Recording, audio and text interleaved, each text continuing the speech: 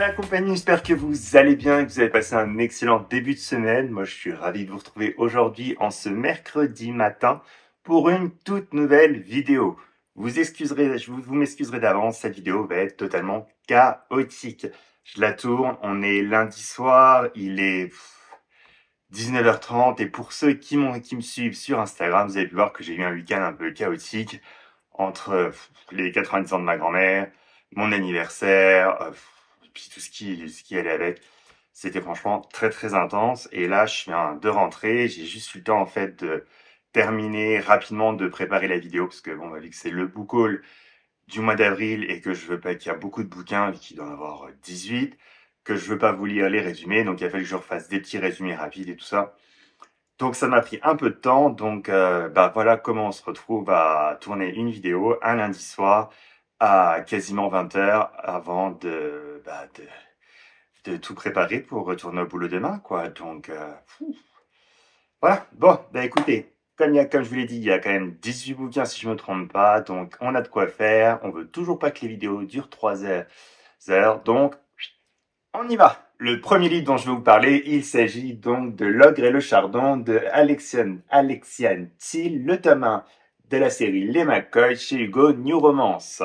Alors, de quoi ça parle? On est dans un monde, ou dans une Écosse tout du moins, où les clans des Highlands existent encore et dirigent un petit peu toute l'Écosse. Et on va donc faire la connaissance de Phèdre, qui, à la suite en fait du décès de son père, se retrouve de nouveau sur ses terres natales et va être recueilli par un chef de clan, en gros, Caleb. Voilà. Donc, pourquoi j'ai choisi ce bouquin? Parce que si vous vous en souvenez bien, il y a 1 ou 2 mois, j'ai lu Scottish Rhapsody et je vous avais dit en fait que je voulais en savoir un petit peu plus et que je voulais continuer ma découverte en fait des lectures avec des Écossais et on m'a recommandé en fait sur Instagram justement la série Les McCoy. Donc je me suis dit bon écoute Loïc, laisse-toi tenter et découvre une nouvelle romance avec des Écossais. Et donc c'est comme ça que je suis parti avec ce tome-là. Toujours chez Hugo New Romance, l'autre livre dont je veux vous parler et que je me suis procuré, il s'agit des Amoureux de Montmartre de Laurence Chevalier, toujours chez Hugo New Romance. Ouais, je viens de le dire.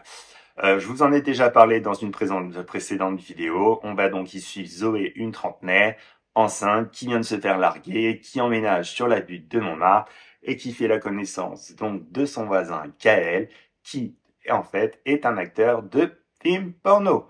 Entre une amitié va naître, une amitié qui va petit à petit devenir autre chose, vous vous en doutez bien, et on va suivre tout ça.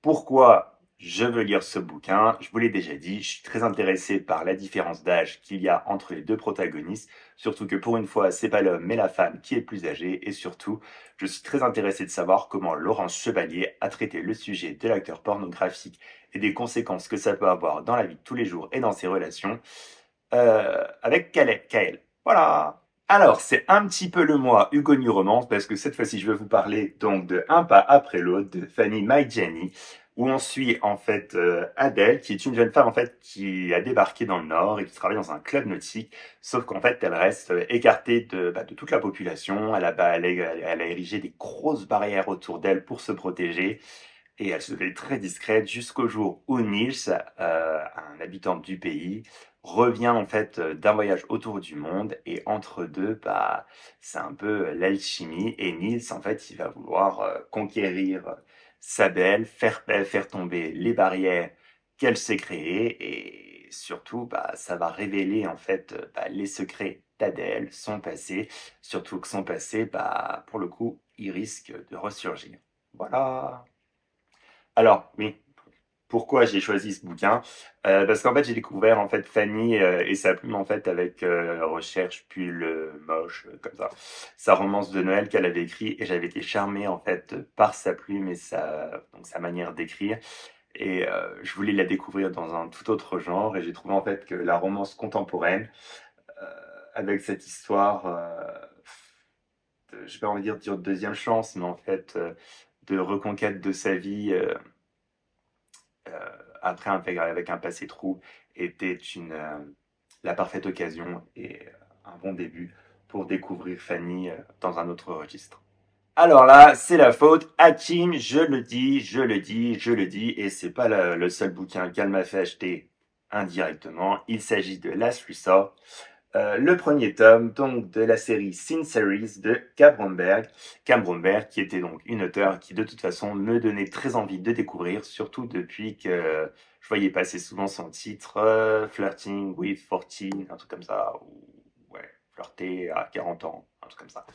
On y suit donc dans ce livre Callahan Sharp, qui est l'héritier donc d'une compagnie de multimillionnaires, qui est multimillionnaire et qui est l'héritier d'une compagnie, mais qui a envie de laisser derrière lui en fait tout ça et qui doit pour le coup en fait mener à bien un dernier projet, à savoir aider à faire remonter la pente d'une station balnéaire dans le déclin. Et donc il va devoir faire équipe avec l'héritière de cette compagnie balnéaire qu'il a rencontré la veille dans des conditions un petit peu torrides. Alors, qu'est-ce qui m'a donné envie de lire ce bouquin? Déjà, la victime. Deux, la couverture que je trouve sublime. Et surtout, tout le monde n'arrête pas de me dire sur Instagram, ce bouquin, la première partie, c'est que du cul, c'est spicy, c'est spicy, c'est spicy, c'est spicy. Et pour le coup, bah, vous savez que moi, le spicy, c'est une grande histoire d'amour et je vais dire que plus il y en a, plus j'aime. Mais en tout cas, j'ai envie de découvrir cette petite romance au milieu des mers des Caraïbes, bien épicée. On continue avec les titres de chez Hugo New Romance et je me suis procuré cette fois-ci Leander, le tome 1 des Dieux du Campus de Phoenix BHR et FV Estier. Vous connaissez mon amitié pour Fred, donc FV Estier, et j'essaie en fait de lire un petit peu tous ces romans et surtout de me les procurer pour l'encourager dans son métier d'auteur. Et donc, ce titre m'intéressait dans le sens où j'avais le tome 2 qui est un MM et je voulais ne pas commencer par le tome 2, mais commencer la série par le tome 1, donc par Leander. On y suit donc Leander, en fait, qui est le quarterback vedette, la star de l'université et qui, en fait, veut réussir et veut met toute son énergie, en fait, dans les études et dans le sport, aux grandes dames de ses amis et meilleurs amis, donc forcément qui essayent de l'entraîner à faire la fête et autres. Et donc il est érigé, comme je le dis, comme l'un des dieux du campus. Et un jour, il va faire la rencontre de Nyx, qui est donc la fille d'un pasteur qui est bien décidé à le faire tomber de son piédestal. Alors pourquoi j'ai choisi ce titre? Je vous l'ai déjà dit, parce que déjà j'ai le tome 2, je peux commencer par le tome 1, je trouve ça un petit peu logique pour dans une série. Et surtout, en fait, parce que j'aime bien les Enemies to Lovers, et là, il y a quand même un petit côté Enemies to Lovers entre la star de l'université et cette jeune femme qui décide de faire tomber de son piédestal. Et puis, j'aime beaucoup les romances universitaires, je trouve ça très mignon. Et puis, je connais la plume de Fred et je sais que je vais avoir un titre fort sympathique et un petit peu épicé. Donc, voilà. On en termine avec Hugo, et cette fois-ci avec un titre de leur collection Romantécie. Il s'agit d'Elou du millénaire, le tome 1, de Sapir Engard, où on y suit donc Sienna, une jeune ouf de 19 ans, de la côte Est, qui va devoir en fait prendre part à la grande cérémonie de la frénésie, qui leur permet en fait de découvrir leur compagnon. Et qu'est-ce qu'elle va découvrir? C'est que son compagnon ne serait que Aiden, le fils, non, l'alpha d'une meute qui a besoin en fait de montrer, d'assouvir sa position parce que sa meute remet un petit peu son pouvoir en question. Voilà. Pourquoi j'ai choisi ce titre? Vous le savez, j'aime les loups-garous et puis je trouvais ça intéressant. Voilà. De... J'aime les loups-garous, je voulais découvrir la romantécie depuis maintenant un petit bout de temps. Hein. Ça a commencé avec Sarah J. que j'ai toujours pas lu. Il y a d'autres titres de romantécie que j'ai dans ma palle. Et cette fois, je me suis dit, écoute, tu kiffes les loups-garous, donc ça devrait être le parfait moyen de découvrir enfin la romantécie. Voilà, on en a fini avec Hugo New Romance. Et donc là, on enchaîne avec Beautiful Revenge, le titre de Lina Race à la collection H, qui m'a donc été, qui m'a pas été recommandé, mais qui plutôt, dont l'achat a été un petit peu inspiré par les chroniques et les avis donc de Kim sur Instagram. Je vous mettrai bien entendu toutes les informations dans la barre d'infos. On y suit donc Julia qui, quelques heures avant son mariage, décide de tout plaquer, le mari, la famille, enfin tout, pour enfin vivre le métier dont elle a toujours rêvé et la vie qu'elle a toujours voulu rêver, celui d'auteur. Elle y découvre, donc elle part de là où elle habite et autres, et elle va rencontrer là où elle habite maintenant, Jackson, le premier mec qu'elle a embrassé et qui lui a fait découvrir les plaisirs charnels. Jackson, lui, il tient un club de boxe et en plus, il organise des combats clandestins. Et elle se dit, Jackson, il m'a appris c'était quoi l'amour, je suis sûr qu'il peut m'apprendre à prendre en main les rênes de ma nouvelle vie. Voilà, alors pourquoi ce titre Déjà la couverture, elle est juste splendide. Et puis je sais pas, il y a la manière en fait dont Kim en a parlé, la petite phrase là, en amour tout a un prix, le coup avec les combats clandestins, je vois ça pas comme une dark romance, mais tout du moins par une romance qui va pas être facile du tout. Et, euh, et oui, rien que la vie de Kim m'a donné envie de le découvrir, donc voilà. On enchaîne avec une romantécie. Il s'agit du tome 2, donc du Peuple de l'air de Holly Black aux éditions Rajo. Comme je vous l'ai dit, pourquoi je me le suis procuré? Parce que je voulais lire de la romantécie et je me suis donc procuré le tome 1, Le Prince Cruel, parce que Rajo a sorti des éditions collector qui sont juste magnifiques. Bien entendu, je n'ai pas lu le tome 1 et comme c'est un tome 2 et que je ne veux pas vous spoiler, j'ai juste vous donner quelques petites informations sur le tome 1, mais bon, je suis sûr que vous les avez déjà tous lus. On y suit donc Jude, qui est une humaine de 17 ans qui a été enlevée du monde mortel pour le monde des fées quand elle était toute petite et qui donc a appris à se battre et à se protéger des sortilèges avec ses sœurs. Malgré tout ça, forcément, vu que c'est une humaine, elle est un peu larisée et elle doit subir quotidiennement les insultes et tout ce qui va avec du peuple des fées. Et surtout, elle est haïe par-dessus tout par le prince Cardan et qui est donc le plus jeune héritier de la cour des fées. Alors pourquoi ce titre? Parce que j'adore les Enemies to Lovers, et là, vous l'aurez compris, on est vraiment plein dedans, hein, vu que le prince Cardan déteste Jude, Jude, elle doit détester le prince Cardan. Je voulais découvrir la romantécie, et puis ces magnifiques éditions, et en fait, le combo des trois a fait que j'avais décidé de me lancer, sauf que pour le coup, ça fait maintenant 6 mois quasiment que le tome 1 est dans ma balle, et que j'ai toujours pas commencé, et que va peut-être falloir que je m'y mette, parce qu'à ce rythme-là, ils vont sortir le tome 3 en édition collector, que je me procurerai forcément, parce que j'ai pas envie de louper l'édition collector, qui sont souvent en édition limitée, et j'aimerais pas me retrouver en fait avec tous les tomes et à ne pas aimer, et ne pas savoir quoi faire des différents tomes, quoi. C'est quand même dommage. Donc voilà, donc j'espère que je vais arriver à lire prochainement Le Prince Cruel, donc le tome 1, pour pouvoir me faire un avis, vous le proposer, et puis par la suite, lire Le Roi Maléfique, et pour vous en parler, lui aussi. Voilà. On enchaîne avec un service presse qui m'a été très très gentiment envoyé par les éditions Black Ink, et je les en remercie. Il s'agit de Body Boy de Cécilia Armand, ou Déshabille-toi et ne dis jamais non. Je vous en ai déjà parlé dans ma vidéo précédente, je vous la mettrai dans le petit par là.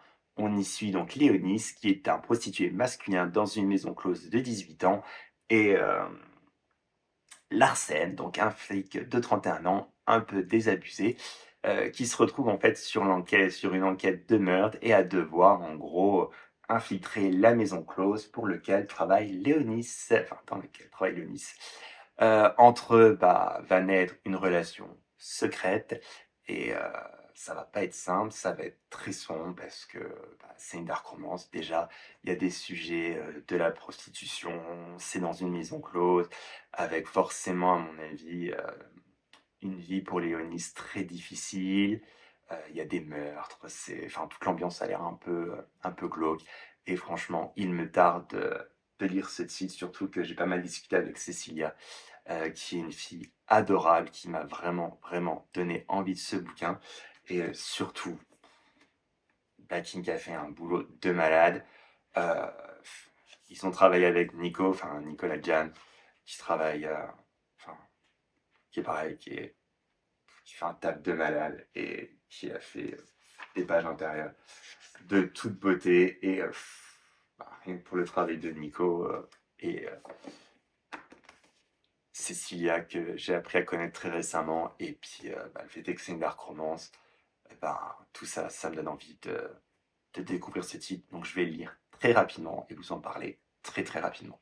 On passe maintenant aux éditions Bookmark avec comme premier titre Rejeté, le tome 1 de la série La Bête de l'Ombre dans leur collection Moonlight de Jemin Eve. On y suit donc en gros une louve qui vit comme un paria depuis que son père a tenté d'assassiner l'alpha de la meute. Elle en a ras-le-cul, elle essaye de se casser avant euh, qu'elle fasse sa première métamorphose qui lui désignera son âme sœur, sauf qu'elle est rattrapée et ramenée un petit peu de force par le fils euh, de la meute, qu'il s'agit de Taurine. Vous en doutez bien, vous voyez ça arriver gros comme une maison. Taurine sera l'âme sœur de la jeune femme et j'ai envie de voir vraiment tout ça, où ça va nous mener. Je me dis qu'il va peut-être avoir un côté enemies to lovers entre Taurine qui en veut quand même à la jeune femme parce que son père a essayé de tuer son père. On va avoir toute l'histoire en fait avec les âmes sœurs, les loups-garous, les liens de la meute et tout ça. Et vous le savez, j'adore les loups-garous. Et puis quand j'ai vu la couverture avec ces loups, la lune, Taurine derrière avec les flammes, enfin ça m'a donné envie de le lire et j'ai sauté directement dessus quand je l'ai vu en magasin. Donc voilà, donc je le lis très très rapidement et je vous en parle encore une fois très très rapidement. Je m'aperçois que je vous ai parlé beaucoup et je vous ai présenté pas mal de titres de MF. Il est donc le temps de changer un peu la donne et de passer un peu au MN. Et donc on va parler de Les Meurtres de Monet, le tome de l'art du meurtre de Josh Lennon, donc dans la collection Suspense des éditions Bookmark. Dans ce titre, on y suit donc... Oups, attends, il faut toujours que je tienne le titre. On y suit donc toujours Jason West, qui est donc un agent du FBI qui travaille dans la division des crimes sur le milieu de l'art, donc les vols et autres, et qui vit une relation un peu secrète et une relation cachée et un peu bancale, vu qu'ils sont chacun d'un côté, des États-Unis, avec Sam qui lui travaille dans tout ce qui est profilage et autres. Donc voilà, et donc c'est la suite du tome 1 et ils vont devoir de nouveau, comment ça s'appelle, faire équipe pour résoudre une nouvelle enquête. Et puis voilà. Et donc pourquoi j'ai décidé de lire ce bouquin? Parce que j'ai eu un gros coup de cœur pour Les Meurtres de la Sirène, le tome 1. J'ai adoré le couple formé par Sam et par Jason. Et forcément, quand j'ai vu que le tome 2 sortait, il me le fallait et je voulais en lire plus.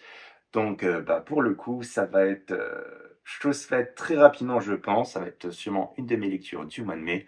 Donc attendez-vous à en entendre parler très rapidement sur la chaîne et sur Instagram. Alors là, on enchaîne avec les tomes 1 et les tomes 2 de la série Tomber l'uniforme de Annabeth Albert avec le tome 1 à côté de la plaque où on y suit en fait Zach Nilsson qui a un cil qui est donc gay et qui en a marre en fait de vivre en caserne et qui va se retrouver à emménager dans une maison qui tombe un petit peu en ruine et il va chercher un colocataire et là il va se retrouver avec comme colocataire Pike, un jeune homme qui est un peu extravagant, un peu tout l'opposé de Zach et qui pourtant lui fait monter le sang et pas que le sang, si vous voyez ce que je veux dire.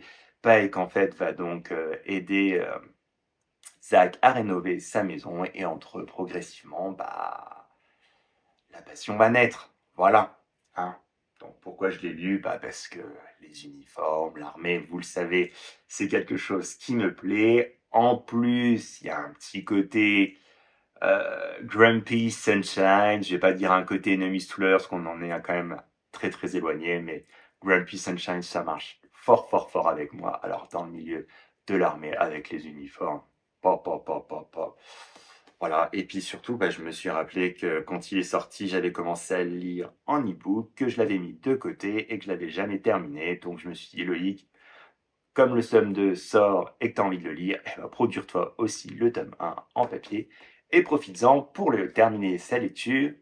Et avant de passer au tome 2, le tome 2 étant au garde à vous, l'histoire donc d'un père célibataire, Apollo, qui est donc lieutenant dans l'armée et qui est donc le père de deux jumelles qui vient de perdre son mari et en fait qui se retrouve à chercher une nourrice parce que il n'arrive pas du tout à tout gérer, à gérer son deuil, à gérer ses gamines et autres. Et en fait,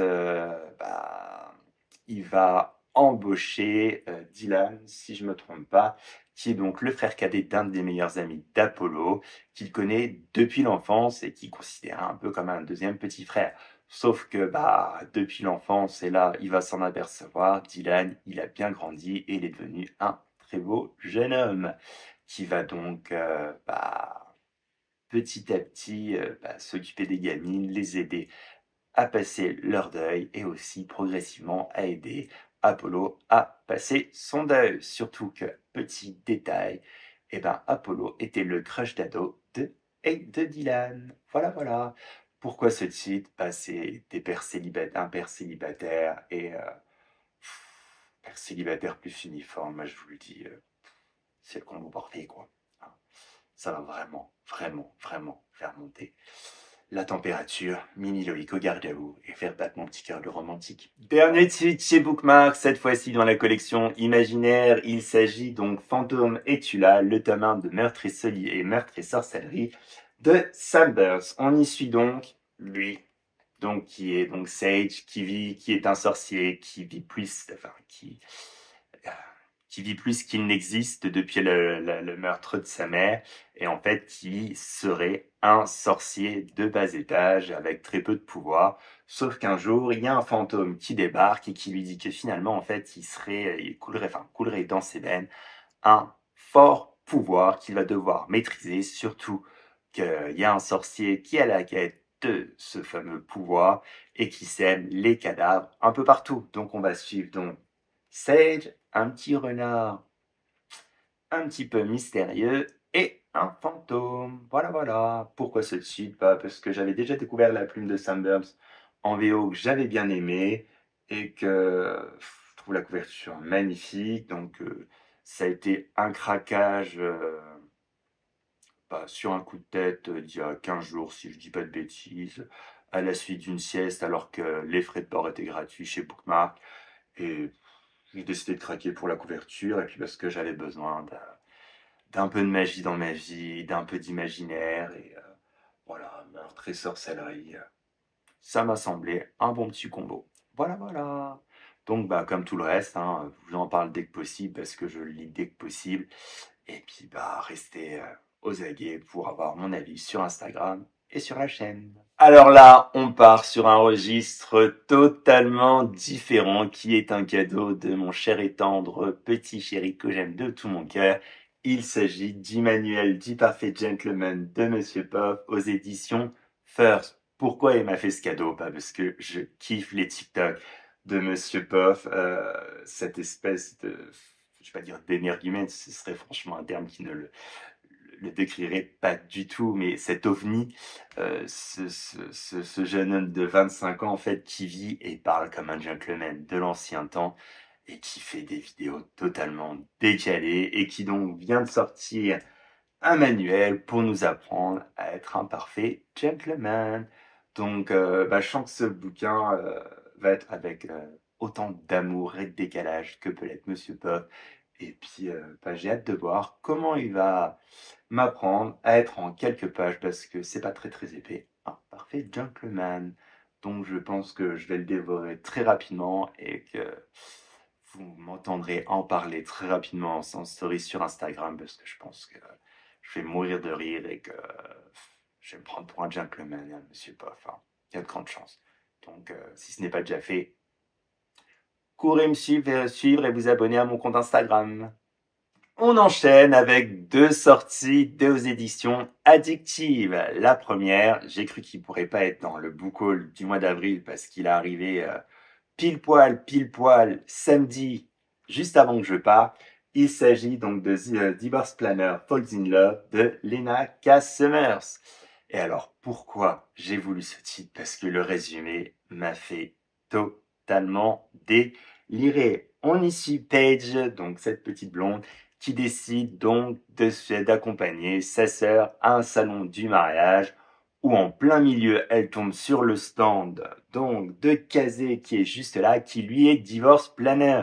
En gros, en plein milieu d'un salon du mariage, un stand pour vous procurer les services de quelqu'un qui va vous aider à divorcer.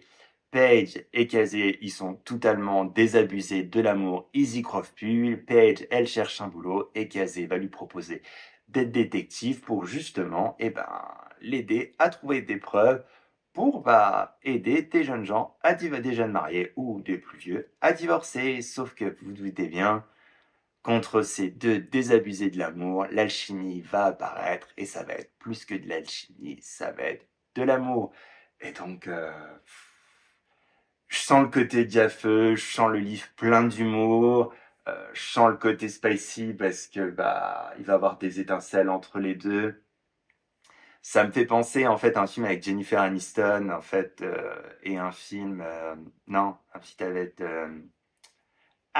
comment elle s'appelle, celle qui jouait dans Grey's Anatomy, la blonde là qui se retrouve à être chasseuse de primes. J'ai oublié son nom, enfin bref. Si je le retrouve, je vous le mettrai en commentaire. Sinon, c'est pas très grave. Mais dans tous les cas, en fait, ça a l'air super drôle, ça a l'air super frais, ça a l'air spicy.